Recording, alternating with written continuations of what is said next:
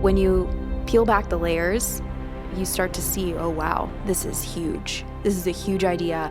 This is like massive to understand the human psyche better and to understand how energy flows through a person and therefore can be leveraged into success.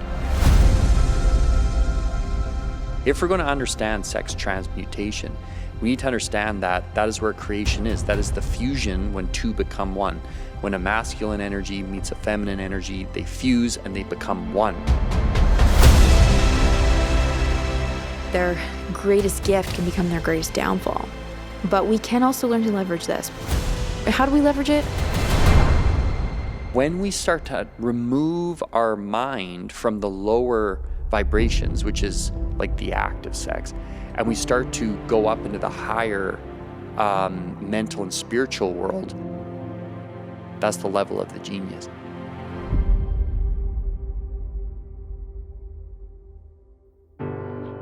Hi, I'm Dave Conway, and I'm here with my wife, Jacqueline. Welcome to the 30-Day Year. On this podcast, we're sharing stories, ideas, and philosophies to show you what it takes to turn your annual income into your monthly income. I've learned that the first step to creating a 30-day year is entertaining new ideas that might at first appear strange or even laughable. But stick with us as we reveal that this idea is a very real way to build success. Our plan is to spark curiosity into what you're capable of achieving by exploring ideas around freedom, contribution, work, life, everything. The content may even disturb your perception of life a bit too, which we hope it does. This podcast is not about us, it's all about you. So sit back, relax, and come in with an open mind. Welcome to the 30-Day Year. All right. You know that I love talking about sexy ideas. And so that is going to be in full force today because we're going to talk about sex energy. Now, just to give everyone a little backstory, we used to run a seminar called Believe, the Ultimate Manifestation Seminar, and the bonus session was called Leveraging Your Sex Energy. It was by far our best attended. I think people were signing up just to get to that. 100% they were. And I'll be honest, I knew that. I definitely knew that. And I played my cards because I knew it was a treat at the end. And it's an enticing topic. Sex energy? Like, what are they going to talk about today? Like, are we going to get like nitty gritty or are we going to get etherical? And we're going to get etherical. I don't want to disappoint you, but I guess I might have for some people. And so why this topic is so fascinating to me, and I think to others, is because it's so deeply connected to creativity. So really, when we talk about sex energy, we're talking about creativity. And there's so much to be understood in creation itself, too. Absolutely. Mm-hmm. And there's so much to be understood when it comes to creativity and spirit, and a lot that I think we can only surmise or kind of guess based on our experiences and best, knowledge and from study and all these other things. So it's just going to be such a great topic to dive into and to help people understand what it is, how it can be leveraged, how it supports you in your ability to express yourself, your ability to grow a business, your ability to hit huge goals and to live how you want. And so we're going to get into all of that today. So how do you feel about the sex energy talk today, Dave? Oh, I love it. And it's one of my favorite seminars and talks that I've ever done. Yeah, me too. I remember I was in Las Vegas and I did one in Las Vegas and it was fantastic. It's like the home of sex energy in Las Vegas. The physical form, anyway. The physical form. That's exactly it. So when I first learned about it too was actually in Think and Grow Rich. There's a chapter all about it. So if someone's out there thinking, okay, where are these two getting some of this information from? That's one source. So you can hit up Think and Grow Rich, like chapter 15 or 16, I think, Dave? That one I think is 13 or 14, Sex Transmutation. There you go. So a lot of the ideas pull from that, and we'll touch base on that. But if anyone wants to go deeper, that's a resource for you to go deeper on it. Yeah, which is interesting because if we think about it, it's like, all right, here's a book called Think and Grow Rich, right? So think, number one, very rare thing in this world. And grow, that's rare too. And rich people are rare. So think and grow rich, three of the most rare things on the planet. But it's interesting. It's like, all right, think and grow rich. Here's a book about how to become wealthy and abundant in life. And this Napoleon Hill guy interviewed 500 of the most wealthy people in America at the time. And this is the book he ended up producing from over 21 years of research. And these books, the chapters in the book are, thought, desire, faith, autosuggestion, specialized knowledge, imagination, organized planning, decision, persistence, mastermind, the sixth sense, which is intuition, sex transmutation, the brain, the subconscious mind, and then fear. So it's interesting that this guy researched all these people, and for some reason in that book, there's literally a chapter called sex transmutation. It was a head scratcher for me, for sure. I was like, where is this going? Like, that is not what I expected at all. And I think most people probably didn't expect it. But when you peel back the layers, you start to see, oh, wow, this is huge. This is a huge idea.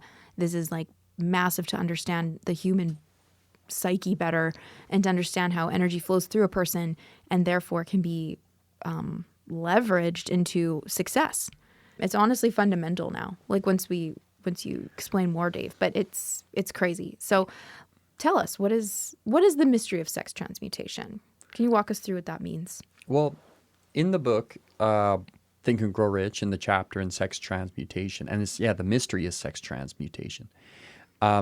He talks about that, like a lot of very successful people, and it was men at the time, so a lot of successful men were what he called highly sexed.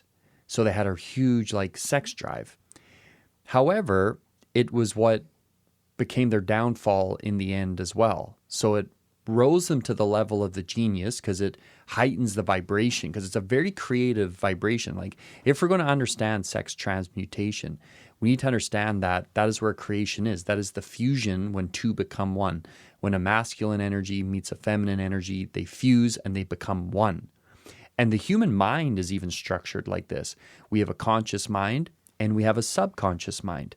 So the conscious mind is like the male aspect. So it's like the seed or the sperm, like the ideas or the seeds.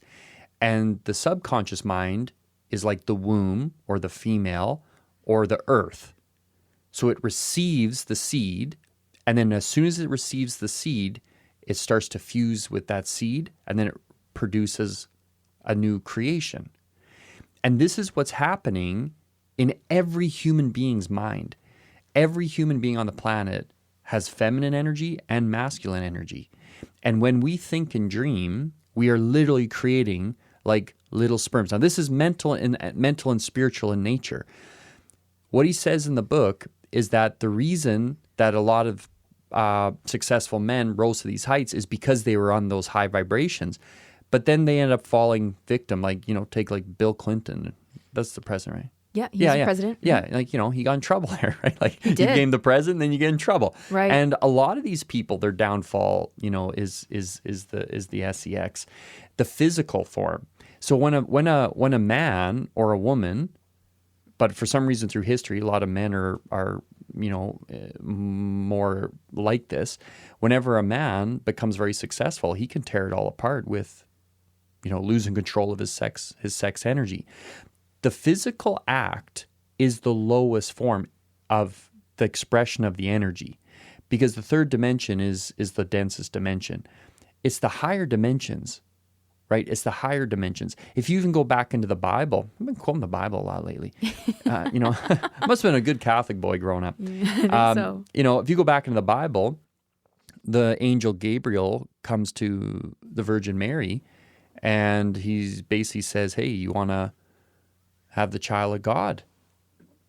And she consents, and then the Holy Spirit comes upon her, and she ends up giving birth to Jesus, right? Mm-hmm. And the Catholic Church claims the Virgin Mary. So that's a fusion. It's a consent. It's a consenting to something.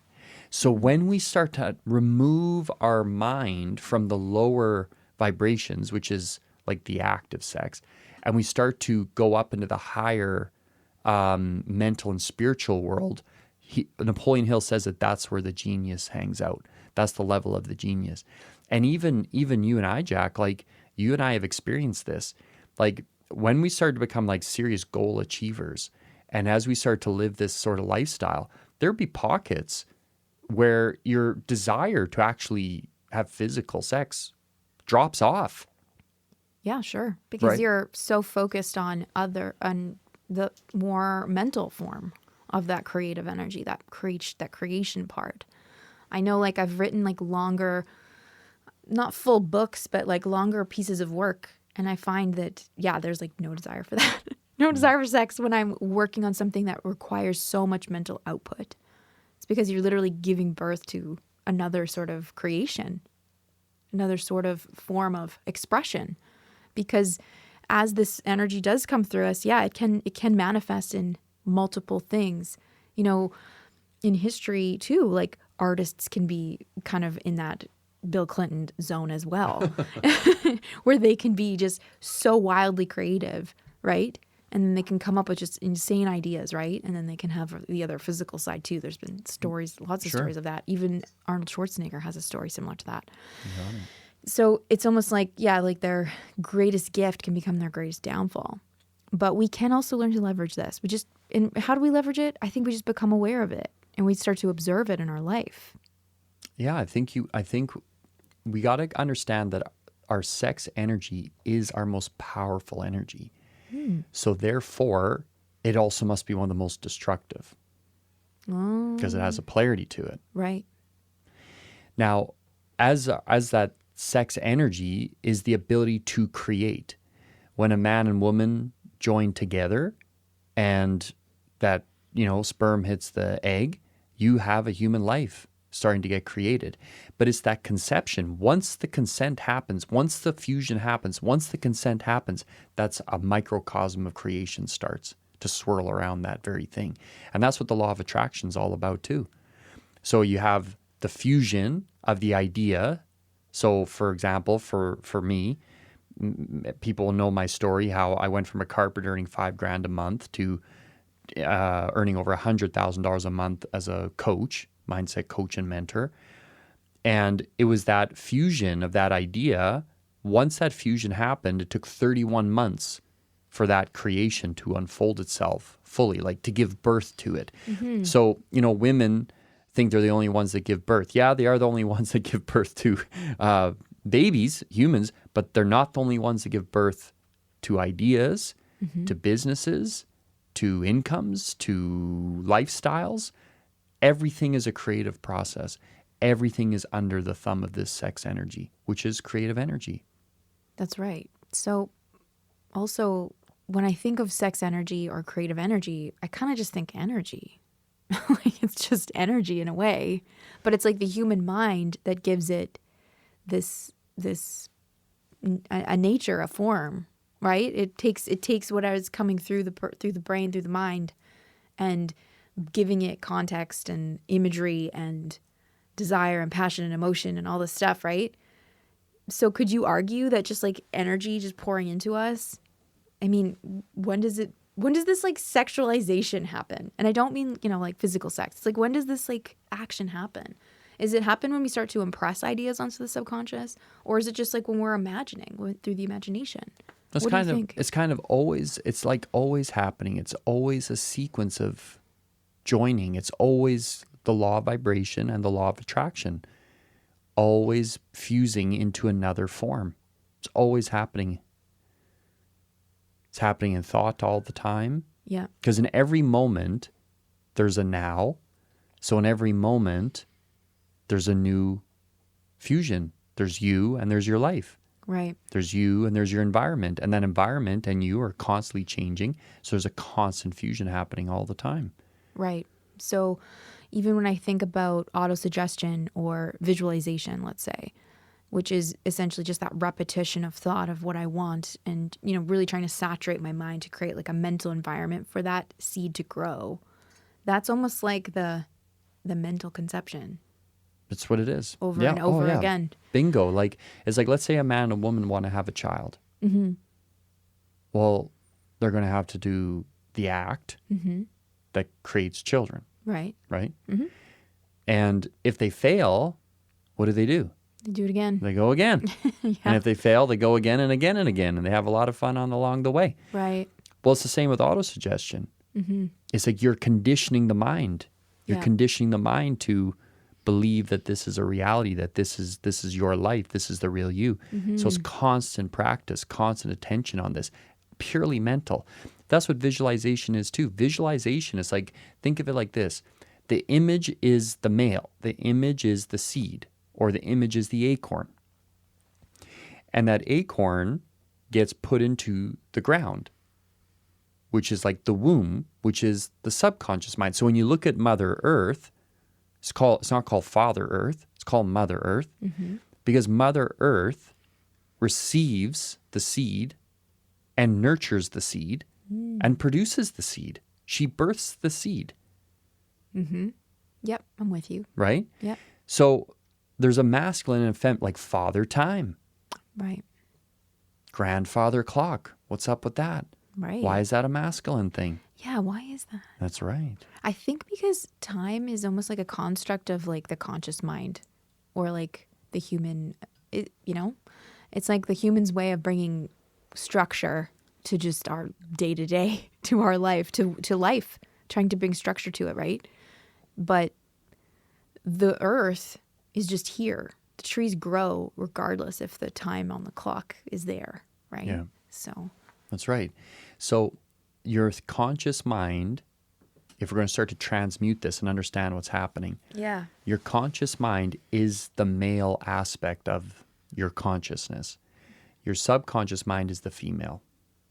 Once the conscious mind impregnates the conscious mind, once the conscious mind impregnates the subconscious mind, that is when the law of attraction will start, because the seed is in the ground.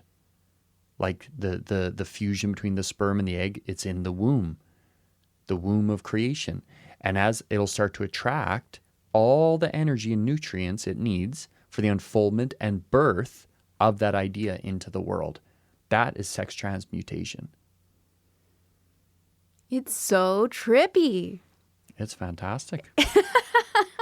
It is fantastic. You know, this conversation also reminds me, we were in Sedona a few years ago. We got our aura photos taken. And when we had them done separately, they were very, very different. Dave is like red and white, which is like pure will and then like super like spiritual at the same time. And then mine was like green and blue, like kind of watery and naturey, which is a bit more of an evened, more balanced aura. But the cool part is when we came together. And when we came together, our aura changed to orange. And the words that were associated with orange was creativity, artistic, love. Yeah, amazing. And expression. Yeah. And I was like, that is so interesting. So it was like the two of us together created that. And I was like, wow, that's really interesting. It makes me wonder what any married couple or couple, like what color they produce together. You know, like what comes out. Do lots of us come out orange? Like, do we all come out different? I don't know. It was just very interesting. And it's that idea of creativity, yeah, like two become one, two coming together. And it happens mentally. It happens mentally. It happens mentally with our goals. And I think that's important to understand. Do you feel that these ideas around sex transmutation have helped you create more success in your life? Oh, 100%.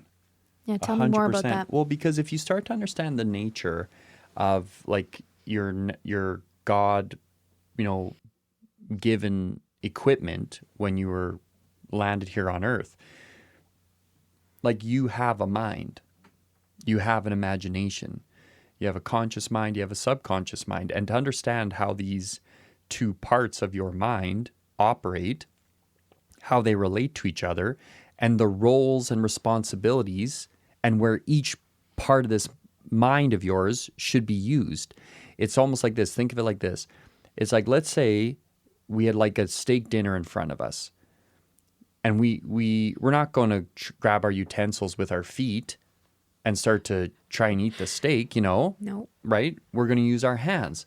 Why would we use our feet to eat a steak when we have perfectly fine hands to do it? So to understand, why would you use your conscious mind for an activity that the subconscious mind is meant to produce? Why would you use a part of your brain, like your left brain, that the job of the right brain is that? And why would you try and use your right brain for the job of a left brain? So I think what's happening to us is we're so miseducated or undereducated. I don't think miseducated is right. I think we're undereducated on what was really happening to us. You can literally receive an idea, like Mary did. You can receive an idea of having a 30-day year. It could come right from your intuition. It could come right from this podcast. If you confuse with that idea, if you can consent to all that idea contains, even though you don't know everything it contains, you can start to fuse with it, leverage your sex energy, and you're going to start to create an entirely different world for yourself. It's just wild to me, Dave. I just find it so wild. Like this whole idea of sex transmutation. And I remember this image from the class you taught on this, basically explaining the movement of energy through a human and how it starts at its highest nature in this sort of spiritual mental space, and then it moves down to its lowest nature. And so with sex being the lowest nature of it. So that's another, the physical act of it is actually the lowest form of sex energy, which I think is an important like concept around the whole thing, around this whole mystery of it. And that its most powerful state is actually in the mental sphere and the mental side of it. And then as we begin to almost like nurture that seed in our minds, we begin to become that attractive force. We start to see the 30-day year idea begin to move into form. Yeah, it's like if you go to like, old school education, it's like chastity, abstinence. If you look at the Catholic Church around some of their ideas around, priest can't marry and things like, why is that? Like, I think people are quick to condemn. And yeah, there's definitely some issues where they're not, like the people that are being asked to do that, some of them are, they have serious issues. But that does not negate the understanding of what they're trying to achieve.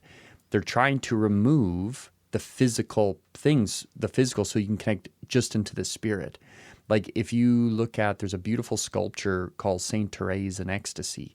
And I believe it's the angel Gabriel. So it's an image, it's a statue of Angel Gabriel with like an arrow, and he's like piercing Saint Therese, and she's leaning back in like a state of bliss and ecstasy, and her eyes are closed.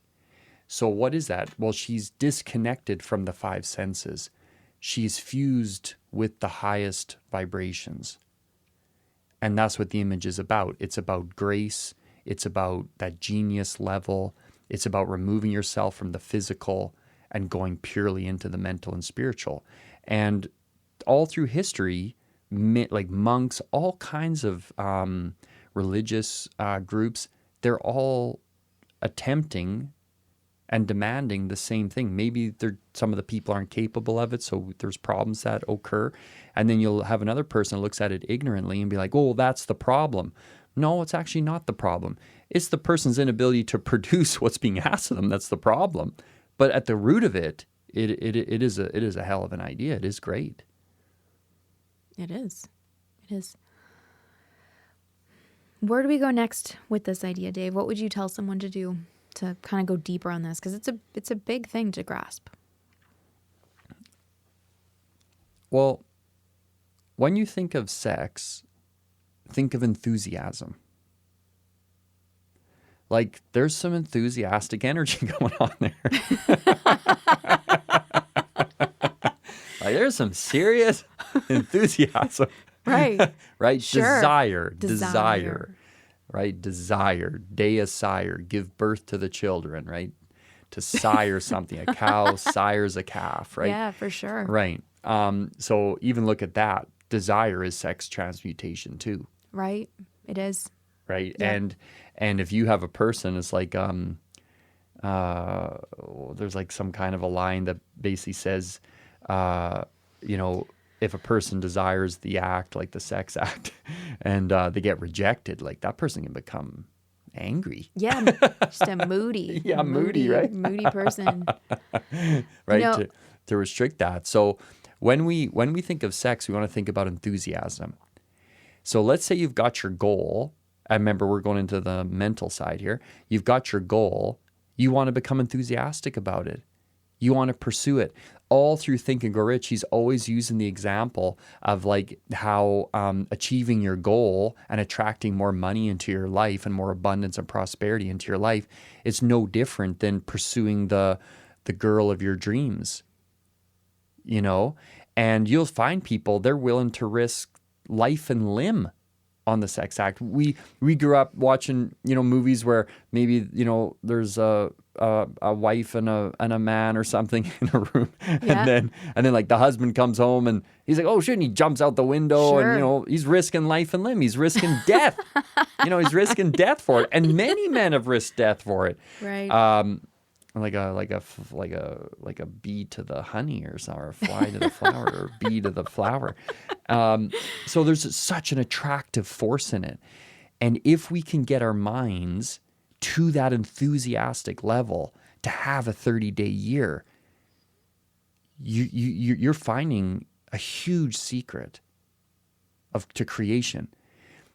Sex has a direct connection to enthusiasm. Yes. Yeah, for sure. And also like just creative expression, period. So I think about degrees of willingness to express sex energy. I think most people that have decided to not become like a member of clergy have decided like, yes, I'm going to have a family, I'm going to have a partner, I'm going to get married and that kind of thing. They're like willing to express that side. But there's so many degrees of sex energy kind of based on what you're saying. You know what I mean by that? Like it's not just about sex. It's about just moving ideas into form. It's about taking on goals. Like really, in order for a goal to become a seed requires like mental sex, which sounds bizarre. Sounds very bizarre, but it's what it is. And so I think about sometimes people like, let's say Fred Durst from like Limp Bizkit. That's one of your favorite bands. He did it all for the nookie. He did it all for the nookie. Oh my God. I did not think that's what you were going to say. That's what it was. He told us. He did it all for the nookie. He's the most honest man you'll ever meet. And so Fred Durst is an interesting guy because we watch sometimes you play me these YouTube videos of him on like Coachella or I just love him. Or Lollapalooza or something like that. You watch this guy perform. He does not give an F. He does not care what you think about him. He is just doing his thing. He is fully expressing himself. And he does not care. He does not care. He's a honey badger. He does not care if you like it or if you don't. He's just like, this is who I am. This is how I roll. And the way his voice changes, he's got all like so many different forms of singing and rapping and communicating, and the modulation of his voice, the way he expresses, the clothing that he wears. What's his guitarist's name? What the heck's his name? I don't know. He's actually the only account I watch on Instagram. Wes Borland. Okay, yeah. Wes Borland, like go Google Wes Borland and go look at his outfits. I think is insane. Yeah, he's wild, man. He's so wild. Just doesn't care. Just does whatever he wants. Anyway, back to you, Jack. What about Fred Durst? Okay, all right. So Fred Durst. So I feel like when I think of like willingness to express sex energy, and I'm sure he's doing it on every plane. Let's be real. He does it for the noogie, but he's got this like calibration where he's just expressing himself just very freely. And then you meet other people in life, let's say, and I like this idea of like the accountant down the street. And like, you're not seeing an accountant down the street dressed like Wes Borland. Maybe if it's Halloween, maybe, but that's a big maybe.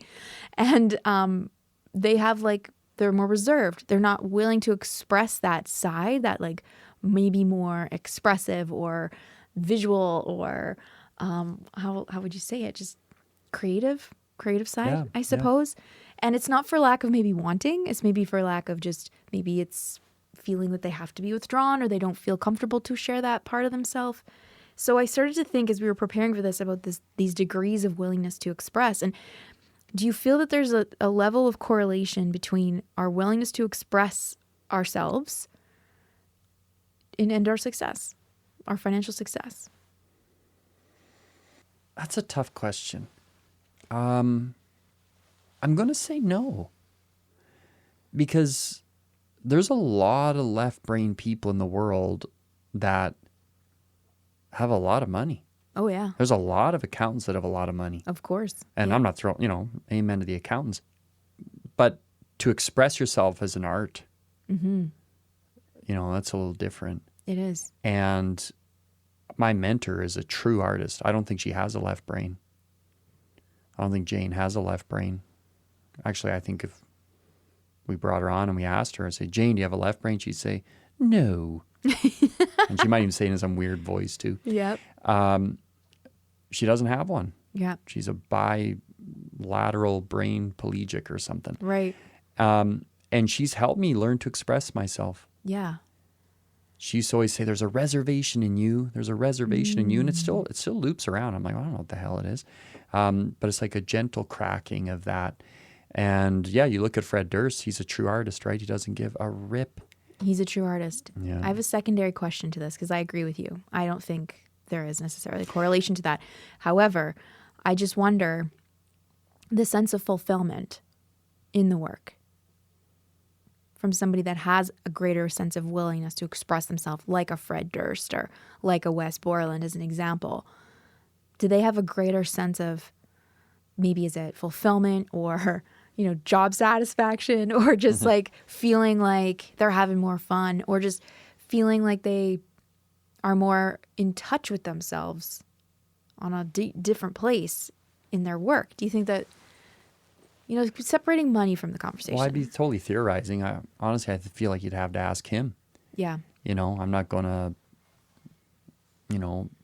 gauge someone else's peace of mind or, But for yourself, Dave, like even in yourself, like you've learned a lot from working with people like Jane, from transforming yourself from a carpenter to a world-class speaker and a coach.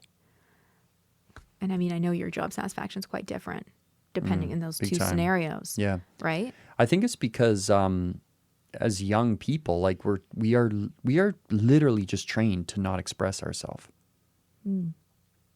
Like we get in trouble all the time for it.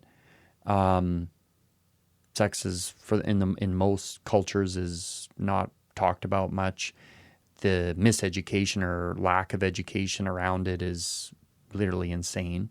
Like the first time I ever heard of sex transmutation was in the book Think and Grow Rich.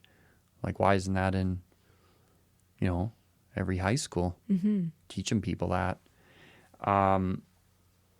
He's saying to move it away from the physical and move it into the mental, spiritual world, and you'll experience that bliss, that connection. What we need to understand is that the left brain or the logic will bring satisfaction. It's like, yeah, job well done, here we go. Good stuff, boys. Off we go. What's next? Yeah. Right? And that's like left brain. Yeah. So you can experience satisfaction from left brain, but you will experience inspiration from the right brain. Yes. Through the imagination. So it's like, let's say you take like the horizontal mambo, SEX. Yeah. And, you're like enthusiastic, you're driven, you're ambitious, you desire, you basically have close to losing control. And at one point you do lose control. And, and then right when it's done, it's like, where's the cigarette? Then satisfaction kicks in. Just this calmness is like, oh, okay, wow, that's done, right? That's the flipping of from the drive and the ambition into the actual. Once it's fulfilled, once a desire, Jack, like, get this, once a desire is manifested, it becomes powerless. It no longer is a driving force. Totally. Makes a lot of sense. Once it enters a third dimension. The lowest form. Yes. Anybody here, any of the listeners, if you think it's like, you bought your house and you loved it or you thought about it and you're like, wow, that'd be amazing if I owned that. Then you get it and you're like, wow, it's still amazing. And it's not that it can necessarily lose that value, but it's not the same. Wow. Like, or when you first start dating that person that you start falling in love with, like, wow. Right. I've bought in vehicles that honestly, God, I thought my life was literally hinging on the purchase of these vehicles. Yep. And then I own them. Whatever. Someone come and take them and give a rip. Once the creation is done, it has no power. So that's the thing about the physical form of sex. It's like that is the lowest one. It's like once it's created, It's the lowest form of power. The mental and spiritual forms of sex energy. You have to learn how to transmute your energy from the lower vibrations, which is the physical world, into the higher vibrations. Yeah. It's so interesting. It's so interesting. And actually, this just talking to you about this makes me realize something actually about you, is that you're basically just a sex energy coach teaching people how. Don't tell them, Jack. Don't let the secret out. I know like the term sex energy and mystery of sex transmutation doesn't come up every day. But once you break it down, it's like, well, this is no different than your teachings on creative process. Yeah. This is no different than your teaching on autosuggestion. This is no different than you talking about the 3 Ds, desire, discipline, decision. I was like, all of it connects into this. Just teaching people to have sex with themselves. Oh my God. Oh, it's funny because it's true. In a mental space. Anyways. Mental. Okay, so don't just listen to this part of the podcast. Listen to everything else that happened before this, because otherwise you're going to really misunderstand what we're talking about. But this was fun and super interesting and also important, I think, for people to understand. So check out Think and Grow Rich if you want to study more about sex energy and reflect on what we talked about today. Mm-hmm.